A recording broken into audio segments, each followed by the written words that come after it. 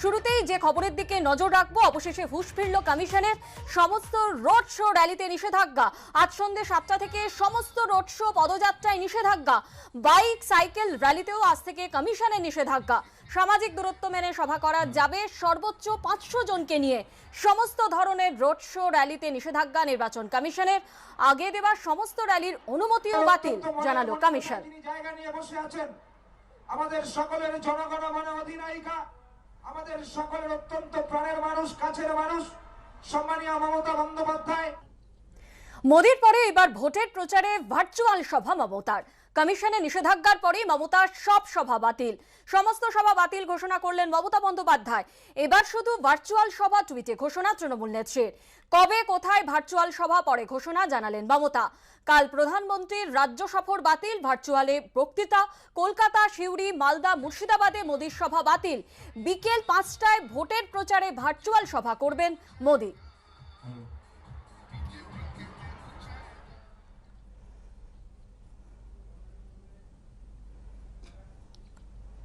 নির্বাচন কমিশনের চূড়ান্ত ক্ষমতা রয়েছে, কিন্তু তার কোনো ব্যবহার নেই। করোনা আক্রান্তের সংখ্যা যখন হুহু করে বাড়ছে, তখন সভা সমাবেশে রাশ না টানায় কমিশনকে তীব্র ভৎসনা করল কলকাতা হাইকোর্ট। টিএন সেশনে উদাহরণ টেনে প্রয়োজনে পদক্ষেপের হুঁশিয়ারি দিয়ে প্রধান বিচারপতি বলেন, সার্কুলার চাই না, পদক্ষেপ চাই। ভোট চলছে, করোনা বিধি মানার লক্ষণও চোখে পড়ছে না, অথচ কমিশন শুধু নির্দেশিকাই জারি করে চলেছে। এই প্রেক্ষাপটে একটি মামলার শুনানিতে নির্বাচন কমিশনকে তীব্র ভর্ৎসনা করল কলকাতা হাইকোর্ট। প্রধান বিচারপতি টিবিএন রাধাকৃষ্ণন এবং বিচারপতি অরিজিৎ বন্দ্যোপাধ্যায় ডিভিশন বেঞ্চ বৃহস্পতিবার মন্তব্য করে, নির্বাচন কমিশনের চূড়ান্ত ক্ষমতা রয়েছে, কিন্তু তার কোনো ব্যবহার নেই।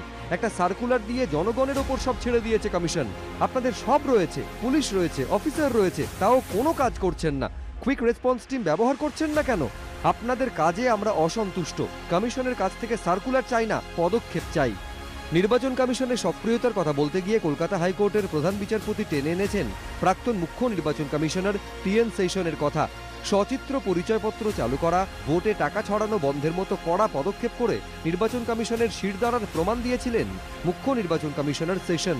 আর সেই অনমনীয় অবস্থানের প্রসঙ্গ টেনে এদিন কলকাতা হাইকোর্টের প্রধান বিচারপতি বলেন, এই সময়ে টিএন সেশনের 10 ভাগের 1 ভাগ কাজ করে দেখা কমিশন।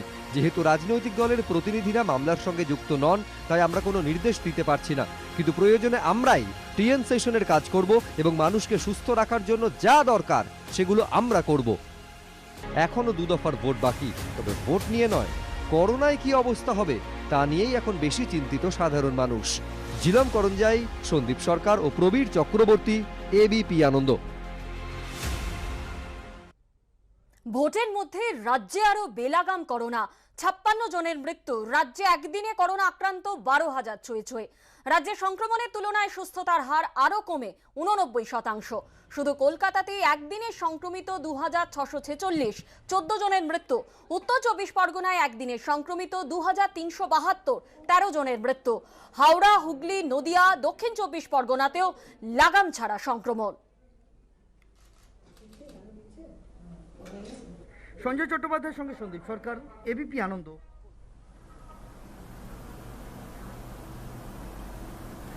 5ই মে থেকে রাজ্যে বিনামূল্যে ভ্যাকসিন দেওয়ার ঘোষণা করলেন মমতা বন্দ্যোপাধ্যায়। ফের সময় মতো টিকা না দেওয়ার অভিযোগ করেন তিনি।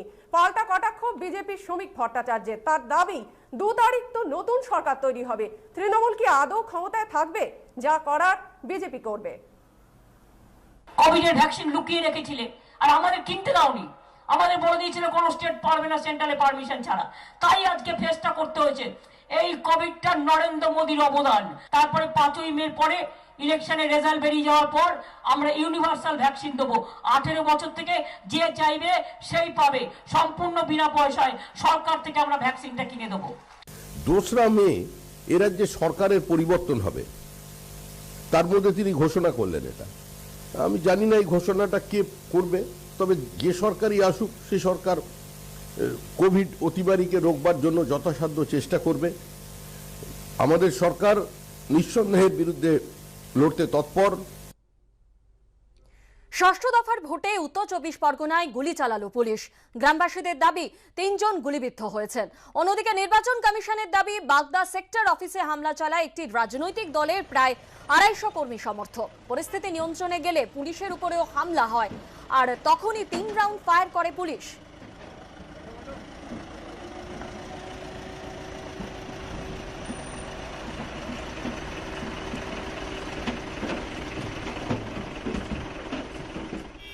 দোকান ঝাঁপালো। বাগদায় গুলিকাণ্ডে ইতিমধ্যে সেই ছবি ইতিমধ্যে আমাদের হাতে এসে পৌঁছেছে এবং তার পাশাপাশি যে গুলি চালানো হয়েছিল পুলিশের তরফ থেকে সেই গুলিও কিন্তু রাস্তায় কিন্তু পড়েছিল, সেই ব্যবহৃত কার্তুজ। আমাদের কাছে গ্রামবাসীরা রয়েছে, এইটা কি সেই গুলির কার্তুজ যেটা চালানো হয়েছিল? হ্যাঁ, এই গুলিটাই চালানো হয়েছে। আমি মানা করেছি, তে সত্ত্বেও গুলি সে নিজেই চালিয়েছে। বলছে তুমি ঘরে চলে যাও বলে দমাদম পরপর দুটো গুলি মারে। তারপরে গিয়ে দেখি এই গুলি।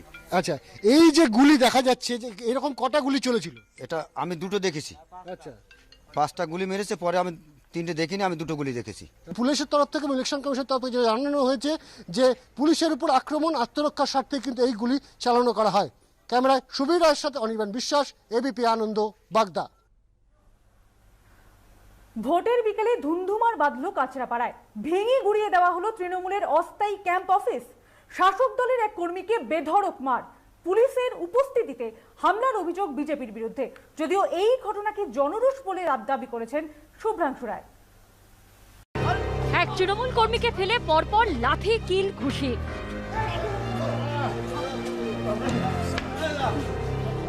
ভেঙে গুড়িয়ে দেওয়া হলো রাস্তার পাশে তৈরি তৃণমূলের অস্থায়ী ক্যাম্প অফিস। আছাড় মেরে ভেঙে ফেলা হলো ক্যাম্প অফিসে থাকা চেয়ার।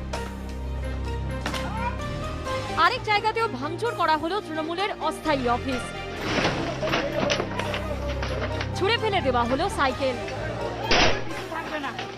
কাঁচরাপাড়ায় কেন্দ্রীয় বাহিনী পুলিশের উপস্থিতিতে এভাবেই চলল তাণ্ডব, অভিযোগ বিজেপির বিরুদ্ধে। বৃহস্পতিবার ষষ্ঠ দফার ভোটে সকাল থেকে তৃণমূল বিজেপির দফায় দফায় সংঘর্ষে রণক্ষেত্রের চেহারা নেয় মুকুল রায়, শুভ্রাংশু রায়ের গড় বলে পরিচিত কাঁচরাপাড়া বীজপুর। যেমন বীজপুরে দেখেছেন, শুভ্রাংশু দেখেছেন তার অবস্থা খারাপ, সুবোধ তাকে ঢিলে দিতে পারে, তখন গন্ডগোলটাও স্টার্ট করে। তৃণমূলের যিনি ক্যান্ডিডেট, তার যিনি ইলেকশন এজেন্ট এবং তার ভাই এখানে এসে পেছনে যে মানুষজন থাকে তারা খাচ্ছিল, সেই বাড়ির ওপরে যায়, খাবার উল্টে দেয়, মারধর করে এবং এলাকায় উত্তেজনার সৃষ্টি হয়। এবং সেই উত্তেজনার ফলে এলাকার মানুষ সকলে বেরিয়ে এসে প্রতিরোধ গঠন করে। সব মিলিয়ে তুলকালাম কাঁচরাপাড়ায়। আবির দত্ত ও জয়দীপ হালদারের রিপোর্ট, এবিপি আনন্দ।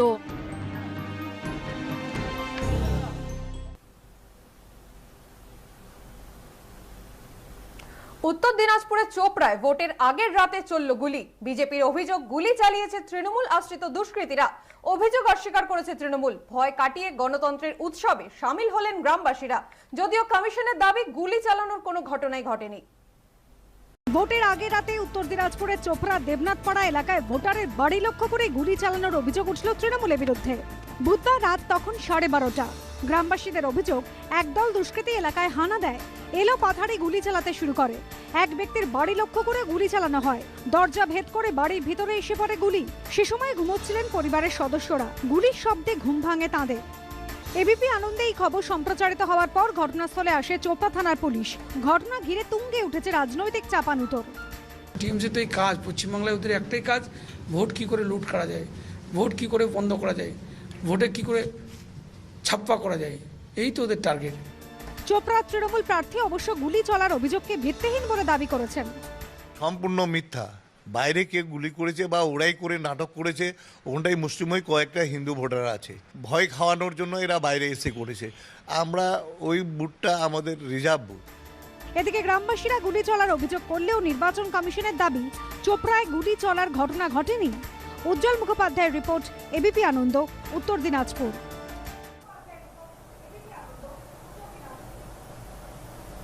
ভোটের সকাল থেকে বিক্ষিপ্ত অশান্তি পূর্ব বর্ধমানের মঙ্গলকোটে। বিভিন্ন বুথে তৃণমূল ও বিজেপির এজেন্টদের মারধরের অভিযোগ উঠল। নদীর ওপারে বীরভূম থেকে বোমা ও গুলি ছুঁড়েছে তৃণমূল। অভিযোগ বিজেপির। কোনো গুলি চলেনি, জানালো নির্বাচন কমিশন। ভোটের মঙ্গলকোটে ফের অমঙ্গল। বিভিন্ন দলের পোলিং এজেন্টদের মারধর থেকে শুরু করে উঠল বোমাবাজি, গুলি চালানোর অভিযোগ। বৃহস্পতিবার প্রথমে মঙ্গলকোটের নিগন পূর্বপাড়ায় 203 নম্বর বুথে বিজেপির পোলিং এজেন্টকে মারধরের অভিযোগ ওঠে তৃণমূলের বিরুদ্ধে। বিজেপি এজেন্টের অভিযোগ, তাকে রাস্তায় ফেলে মারধর করা হয়। যদিও এই হামলার অভিযোগ উড়িয়ে দিয়েছে তৃণমূল। এর কিছুক্ষণের মধ্যে ঠিক উল্টো অভিযোগ ওঠে নিগন পূর্বপাড়া থেকে প্রায় 20 কিলোমিটার দূরে মঙ্গলকোটের বাড় গ্রামে। সেখানকার 9 নম্বর বুথে তৃণমূলের পোলিং এজেন্টের মেরে মাথা ফাটিয়ে দেওয়ার অভিযোগ ওঠে বিজেপির বিরুদ্ধে। এক্ষেত্রে আবার মারধরের অভিযোগ উড়িয়ে দিয়েছে বিজেপি। এই ঘটনার পরই ফের উত্তেজনা ছড়ায় বারগ্রামের বুথ চত্বরে। অজয়ের দুপারে দুই জেলা, এপারে পূর্ব বর্ধমানের মঙ্গলকোট, ওপারে বীরভূমের বোলপুর। বারগ্রাম বুথের খুব কাছ থেকেই বয়ে গিয়েছে অজয়। বিজেপির অভিযোগ, ভোট চলাকালীন বীরভূমের দিক থেকে বোমাবাজি করে তৃণমূল আশ্রিত দুষ্কৃতীরা। গুলি চালানোরও অভিযোগ তোলেন বিজেপি কর্মীরা। খবর পেয়ে ঘটনাস্থলে যায় কেন্দ্রীয় বাহিনী ও পুলিশ। যদিও নির্বাচন কমিশন জানিয়েছে মঙ্গলকোটে গুলি চালানোর কোনো ঘটনা ঘটেনি। রানা দাস, মনোজ বন্দ্যোপাধ্যায় ও সমিত সেনগুপ্ত, এবিপি আনন্দ। ফিরে এলাম বিরতির পর। বুথ পরিদর্শনে গিয়ে বিজেপি কর্মীদের ঘেরাওয়ের মুখে পড়লেন কৌশানী মুখোপাধ্যায়। বহিরাগতদের এনে বুথ দখলের চেষ্টা করেন কৃষ্ণনগর উত্তরের তৃণমূল প্রার্থী। এই অভিযোগে তার সঙ্গে বচসায় জড়ান বিজেপি কর্মীরা। এই নিয়ে কমিশনে নালিশ জানিয়েছেন তৃণমূল প্রার্থী। কেমন ভোট হচ্ছে জানতে ছুটেছিলেন কৃষ্ণনগরের চাঁদপুরে। বুথ থেকে বেরোনো মাত্র কৃষ্ণনগর উত্তরে তৃণমূল প্রার্থী কৌশানী মুখোপাধ্যায়কে এভাবেই ঘিরে ধরেন স্থানীয় বিজেপি কর্মীরা। উড়ে আসে প্রশ্নবাণ। বহিরাগতদের নিয়ে তৃণমূল প্রার্থী বুথে ঢোকেন বলে অভিযোগ করেন বিজেপি কর্মীরা। এখানে বহিরাগত নাকি বুথ দখল করতে এসছে নাকি আপনারা? কোথায় ওদের বাড়ি? ওদের বাড়ি কোথায়? কার বাড়ি? বিজেপি কর্মীদের রণংদেহী মেজাজ দেখে এগিয়ে আসেন তৃণমূল প্রার্থীর নিরাপত্তা রক্ষী। ফের শুরু হয় বচসা।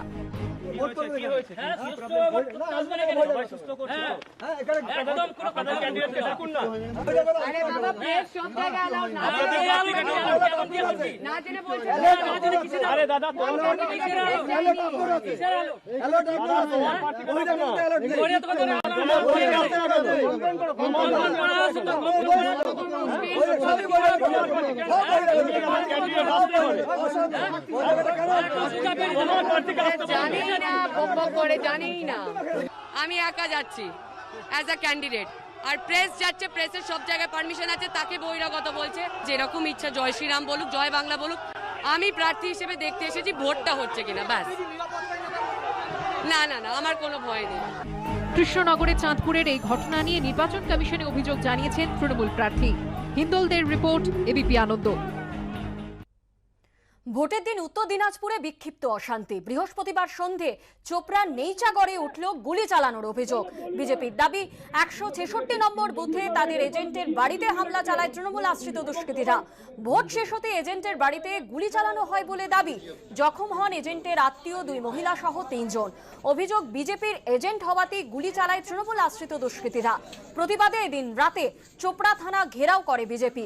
যদিও হামলার অভিযোগ মানতে নারাজ তৃণমূল, পড়ে গিয়ে আঘাত লাগে বলে দাবি। এলাকায় উত্তেজনা থাকায় টহল দিচ্ছে কেন্দ্রীয় বাহিনী ও র্যাফ। টিএমসি গুন্ডা বাহিনী কিভাবে হামলা করতে এসেছে দেখেন বিজেপি পার্টিতে। আজকে আমরা আইনের প্রশ্রয় নিয়েছি। আইসি সাহেব যদি পদক্ষেপ না নেয়, এসপি সাহেব যদি পদক্ষেপ না নেয়, আমরা কিন্তু এখনই পথ অবরোধ করবো। আমরা দেখলাম যে যেহেতু গুলিবিদ্ধ করেছে 3 জনকে, ওরা জানে যে আমরা এখন পুলিশের প্রশাসনের দ্বারস্থ হবো। ওরা যাতে আমরা পুলিশ প্রশাসনকে না আসতে পারি সেটাকে ওরা বাধাপ্রাপ্ত করে। আনন্দ লাইভ আজকের মতো এ পর্যন্তই। একটু পরে দেখুন বাংলার বিধান শিলাদিত্যর সঙ্গে। নজর রাখুন এবিপি আনন্দে।